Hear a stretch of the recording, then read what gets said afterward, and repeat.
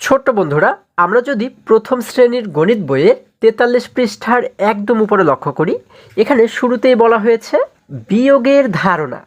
আচ্ছা, আজকে আমরা শিখব যে বিয়োগ কিভাবে করে করতে হয়। দেখো, যদি একটু নিচে লক্ষ্য করি, এখানে শুরুতেই একটি প্রশ্নবোধক চিহ্ন দেয়া রয়েছে। এখানে বলা হয়েছে ৫টি পাখি থেকে ২টি উড়ে গেলে কয়টি পাখি থাকে। আচ্ছা, কি বলা হয়েছে দেখো, বলা হয়েছে ৫টি পাখি থেকে ২টি উড়ে গেলে কয়টি পাখি থাকে। আচ্ছা, তাহলে আমরা যদি একটু নিচে লক্ষ্য করি, এই দেখো এখানে কিন্তু অনেক সুন্দর সুন্দর ৫টি পাখি আমরা দেখতে পাচ্ছি, তাই না? দেখো, ১টি ২টি ৩টি ৪টি ৫টি। তাহলে প্রথমে এই ৫টি পাখি ছিল, তাই না? এখন এই ৫টি থেকে ১টি ২টি, এই ২টি পাখি উড়ে চলে গেল। এই দেখো, আমাদের এখানে একটি তীর দিয়ে দেখানো হয়েছে। এই ২টি পাখি কিন্তু এই দেখো উড়ে চলে গেল। তাই না? এখন এই ২টি যদি উড়ে চলে যায়, তাহলে আর কয়টি থাকে? আমরা এই ২টিকে বাদ দিয়ে বাকি পাখিগুলোকে যদি গণনা করি, তাহলেই কিন্তু পেয়ে যাব। দেখো তো কয়টি হয়? ১টি ২টি ৩টি। তাহলে আর কয়টি থাকে? ৩টি পাখি থাকে, তাই না? তাহলে আমাদের উত্তর হচ্ছে কি? ৩। আচ্ছা, দেখো, যদি আমরা আরেকটু নিচে লক্ষ্য করি, এখানে আমরা কিন্তু একটি মেয়ে শিশুকে দেখতে পাচ্ছি। সে বলেছে, মনে হচ্ছে হিসাবটি যোগের মতো নয়। আচ্ছা, আমরা কিন্তু এর আগে যোগ অঙ্ক শিখেছি, তাই না? আমরা কি শিখেছিলাম? যোগ করলে কিন্তু বাড়ে, তাই না? বেশি হয়। কিন্তু বিয়োগ করলে কিন্তু উল্টো হয়ে যায়, মানে কমে যায়। ঠিক আছে? যোগ করলে হচ্ছে বেড়ে যায় এবং বিয়োগ করলে কিন্তু কমে যায়। ঠিক আছে? আচ্ছা, এবার যদি আরেকটু নিচে আমরা লক্ষ্য করি, এখানে একটি ছেলে শিশুকে দেখতে পাচ্ছি। সে এবারে বলেছে, হ্যাঁ, পাখি উড়ে গেলে পাখির সংখ্যা কমে যাবে। কি বলা হয়েছে? যে পাখি যদি উড়ে যায়, তাহলে কিন্তু পাখির সংখ্যা কমে যাবে। তাহলে এই যে কমে যায়, হ্যাঁ, এই কমে যাওয়াকেই বলা হয় বিয়োগ। ঠিক আছে? আচ্ছা, তাহলে আমরা কি গণনা করেছিলাম? কয়টি পাখি রয়েছে? যখন ৫টি থেকে ২টি পাখি উড়ে গেল, তখন আর পাখি থাকলো কয়টি? ৩টি পাখি, তাই না? এই দেখো, এই জন্য এখানে বলা হয়েছে পাখি রইল, এখানে একটি খালি ঘর দেখতে পাচ্ছি, তারপরে বলা হয়েছে টি। তাহলে কতটি পাখি রইল? যেহেতু ২টি উড়ে গেল, আর রইল ৩টি। তাহলে এইখানে আমরা লিখে দেব ৩। কত লিখব? ৩ লিখে দিলাম। ঠিক আছে? তাহলে পাখি রইল ৩টি। আচ্ছা, এবার যদি আরেকটু নিচে আমরা লক্ষ্য করি, দেখো এখানে আমরা দেখতে পাচ্ছি আরও একটি প্রশ্নবোধক চিহ্ন দেওয়া রয়েছে, তাই না? এখানে বলা হয়েছে দিয়ার ৬টি আপেল ছিল, সে ২টি আপেল খেলো, এখন কয়টি আপেল থাকলো? আচ্ছা, আবারও যদি আমরা প্রশ্নটিকে বোঝার চেষ্টা করি, কি বলা হয়েছে?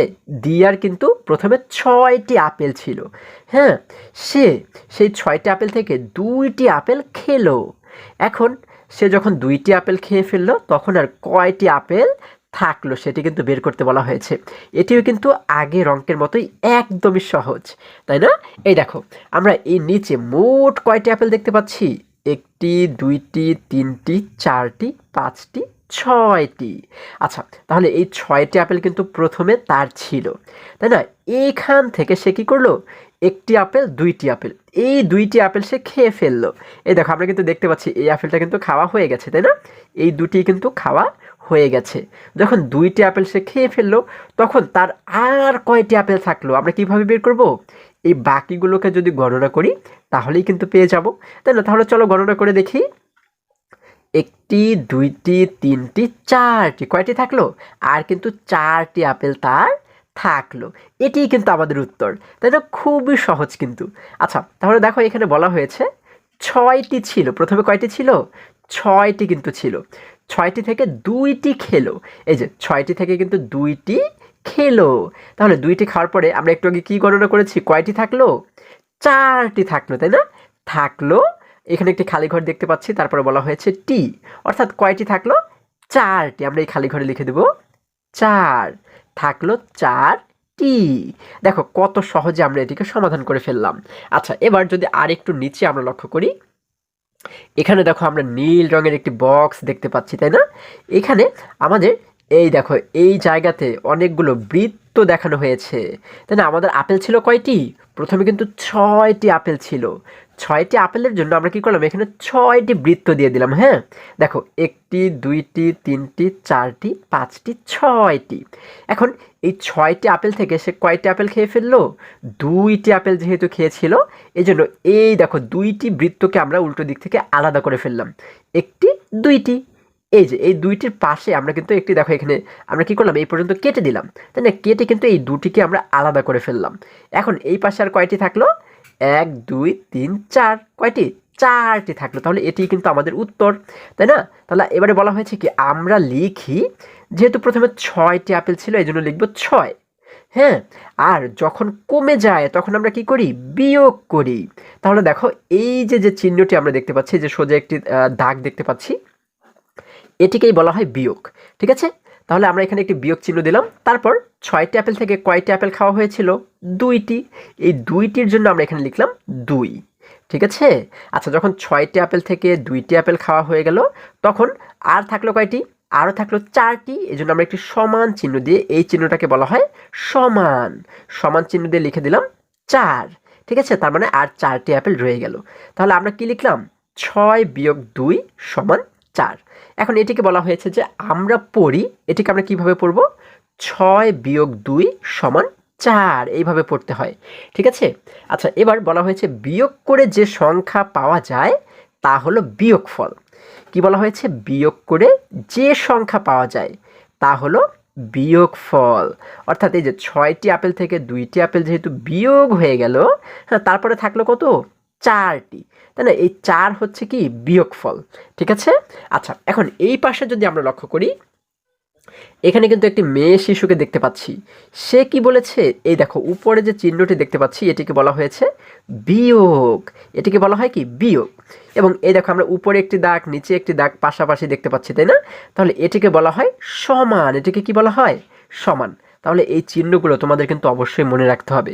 ঠিক আছে, আচ্ছা এরপরে যদি আমরা পরবর্তী পৃষ্ঠায় চলে যাই, দেখো বন্ধুরা আমরা যদি এবারে 44 পৃষ্ঠার একদম উপরে লক্ষ্য করি, দেখো এখানে শুরুতেই বলা হয়েছে নিচের 7টি বল থেকে কয়েকটি সরিয়ে নিলে কয়টি থাকে তা দেখব।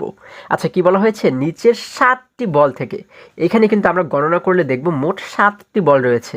হ্যাঁ, এখন এই 7টি বল থেকে কয়েকটি সরিয়ে নিলে কয়টি থাকে তা দেখব। আচ্ছা তাহলে আমরা দেখো তো একটু প্রথমেই গণনা করে দেখি যে এখানে 7টি বল রয়েছে কিনা। দেখো 1 2 3 4 5 6 7, কয়টি, 7টি বল রয়েছে। এবারে কি বলা হয়েছে, 2টি বল সরিয়ে নিই, কয়টি থাকবে। আচ্ছা তাহলে এই 7টি থেকে আমাদের 2টি বল সরিয়ে নিতে বলা হয়েছে, তাহলে আর কয়টি থাকবে। দেখো আমরা যদি এখান থেকে 2টি বল সরাই, 1টি 2টি, এই 2টি বলকে যদি আমরা সরিয়ে রাখি, হ্যাঁ ধরো এই দুটিকে আমরা, এই যে এই দুটিকে আমরা সরিয়ে ফেললাম, হ্যাঁ এই দুটিকে সরিয়ে ফেললাম, তাহলে আর কয়টি বল থাকবে সেটি কিন্তু বের করতে বলা হয়েছে। আমরা যদি এই বাকি বলগুলোকে গণনা করি তাহলেই তো পেয়ে যাব, তাই না? তাহলে চলো গণনা করে দেখি, 1 2 3 4 5, কয়টি, 5টি বল কিন্তু তাহলে আর থাকলো। তাহলে এটিকে আমরা গাণিতিক বাক্যের মাধ্যমে কিভাবে করে লিখতে পারি, প্রথমে কয়টি বল ছিল, 7টি, তাই না? তাহলে প্রথমে লিখব 7, 7 থেকে কয়টি বল সরিয়েছি, 2টি। তাহলে যে কয়টি বল কমে যায়, এই 2টি বল কিন্তু কমে গেল, তাই না? তাহলে যে কয়টি কমে যায় সেই কয়টিকে কি করা হয়, বিয়োগ করা হয়। তাহলে 7 লিখে তারপর আমরা বিয়োগ করব কত, 2, 7 বিয়োগ 2। তাহলে তারপর আমরা একটি সমান চিহ্ন দেব। তাহলে 2 যদি বিয়োগ হয়ে যায় তাহলে আর কয়টি বল থাকে, আমরা পেয়েছি 5টি বল। আমরা একটি সমান চিহ্ন দিয়ে লিখে দেব 5। ঠিক আছে, আচ্ছা দেখো যদি আরেকটু নিচে আমরা লক্ষ্য করি, এই যে এখানে কিন্তু এই 7টি বল থেকে কয়টি বল সরানো হয়েছে, এই যে 2টি বল সরানো হয়েছে। তাহলে আর কয়টি বল থাকলো এখানে, 5টি। আমরা তো একটু আগে গণনা করেছি, তাই না? তাহলে তোমরা কিন্তু এই বলের পরিবর্তে চাইলে কিন্তু ব্লক, এই যে নিচে কিন্তু আমরা ব্লক দেখতে পাচ্ছি, এই ব্লক ব্যবহার করেও এই অঙ্কগুলো সমাধান করতে পারো। 7টি বল ছিল এই জন্য আমরা 7টি ব্লক এখানে দিলাম। 7টি থেকে আমরা যেহেতু 2টি বল সরিয়ে ফেলেছি এজন্য এই 2টি ব্লক কিন্তু আমরা দেখো এই জায়গা থেকে সরিয়ে ফেললাম। তাহলে আর থাকলো কয়টি, 1টি 2টি 3টি 4টি 5টি, তাই না? তাহলে দেখো এই যে এখানে কিন্তু সেই আমরা গাণিতিক বাক্যে এবারে লিখেছি 7 বিয়োগ 2, 7টি বল থেকে সরিয়ে ফেললাম কয়টি, 2টি, এজন্য 7 বিয়োগ 2 সমান, এরপরে কয়টি বল থাকলো, 5টি, আমরা এখানে লিখে দিলাম 5। ঠিক আছে, আচ্ছা এবার বলা হয়েছে কি 6টি বল সরিয়ে নিলে কয়টি থাকবে? আচ্ছা, তাহলে 7টি বল থেকে যদি 6টি বল সরিয়ে নেই তাহলে আর কয়টি থাকবে? হ্যাঁ, এটিও কিন্তু একই রকম সহজ, তাই না? তাহলে আমরা কি করব? এই দেখো, প্রথমে দেখতে পাচ্ছি 7টি বল। হ্যাঁ, 7টি বলের জন্য আমরা এখানে প্রথমে কত লিখবো? দেখো, এখানে কিছু খালি ঘর রয়েছে, তাই না? প্রথম খালি ঘরে লিখবো হচ্ছে 7, যেহেতু 7টি বল ছিল লিখলাম 7। এরপরে যেহেতু 6টি বল আমরা সরিয়ে ফেলবো, তাই না? এই যে 6টি, দেখো তো 6টি আছে কিনা? 1টি, 2টি, 3টি, 4টি, 5টি, 6টি। এই 6টি যেহেতু আমরা সরিয়ে ফেলবো, হ্যাঁ, সরিয়ে ফেললে কি হয়? এই বলগুলো কিন্তু কমে যাবে, আর কমে গেলেই কিন্তু বিয়োগ করতে হয়, তাই না? আমরা এখানে 7 থেকে বিয়োগ করলাম, এই যে এখানে একটি বিয়োগ চিহ্ন দেখতে পাচ্ছি। বিয়োগ করলাম কয়টি বল? 6টি বল। কয়টি বল কমলো? 6টি। যার কারণে এখানে কত লিখবো? 6, এই যে লিখে দিলাম 6। এখন 7 থেকে যখন 6 চলে গেল, 7টি বল থেকে 6টি বল কমে গেল, তখন আর কয়টি থাকলো? এখানে কিন্তু শুধুমাত্র একটি বল থাকলো, তাই না? এই একটি বলের জন্য এখানে কত লিখবো? 1। আমরা সমান দিয়ে লিখে দিলাম 1। এটিই কিন্তু আমাদের উত্তর। ঠিক আছে? আচ্ছা, এবারে 1 নম্বরে বলা হয়েছে কি, আর কতভাবে বল সরানো যেতে পারে? তাহলে দেখো, আমরা কিন্তু আরও বিভিন্নভাবে বল সরাতে পারি, তাই না? এখানে 7টি বল থেকে আমরা কিন্তু প্রথমে 3টি বল সরিয়ে দেখতে পারি যে আর কয়টি বল থাকে। তারপর 4টি বল সরালে কয়টি বল থাকে। তারপর আমরা দেখতে পারি 5টি বল সরালে কয়টি বল থাকে, তাই না? এইভাবে করে কিন্তু আমরা বিভিন্নভাবে এই অঙ্কটা করতে পারি, তাই না? আচ্ছা, এটা তোমরা নিজেরা প্র্যাকটিস করবে, ঠিক আছে? আচ্ছা, তাহলে আশা করি আজকের সমস্ত অঙ্কগুলো তোমরা খুবই সহজে এবং খুবই সুন্দরভাবে বুঝতে পেরেছো। বন্ধুরা, আজকে আমাদের এই পর্যন্তই। আবারও দেখা হবে পরবর্তী ভিডিওতে। আর হ্যাঁ, তোমরা যদি আমার চ্যানেলে নতুন হয়ে থাকো তাহলে এখনই চ্যানেলটি সাবস্ক্রাইব করে পাশে থাকো, যেন আমার যে কোনো ভিডিও আপলোড করার সাথে সাথে খুব সহজেই তোমরা সেটি পেতে পারো। সকলে ভালো থাকো, সুস্থ সবল থাকো, এই কামনা করে শেষ করছি। ধন্যবাদ সকলকে।